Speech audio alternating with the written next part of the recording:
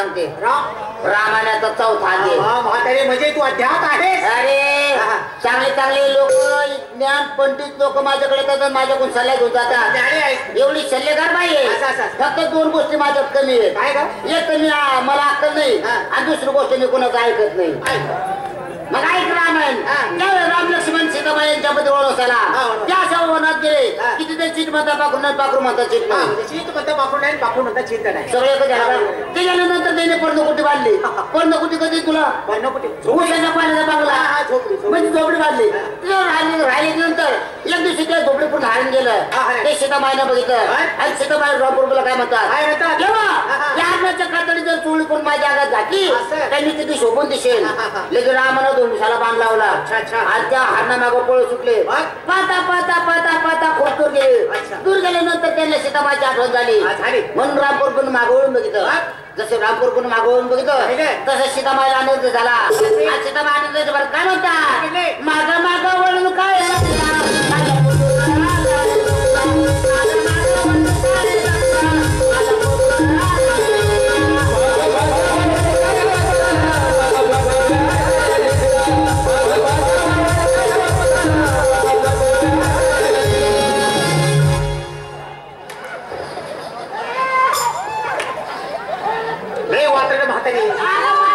आबरू घेतली ग. अगं माझा भोसाडा पुढे, माझा भोसाडा तुला तुला कुठं पुचडा होता. मी असेच होतो काय अरे मोठ्या काय करायला लागला तू. तुला माझी माहिती सांगतोय तर तू वात्राने काहीतरी बोलतेस. असं झालं का? हो सांग बाबा. एक माहिती ऐक. बोल ऐक.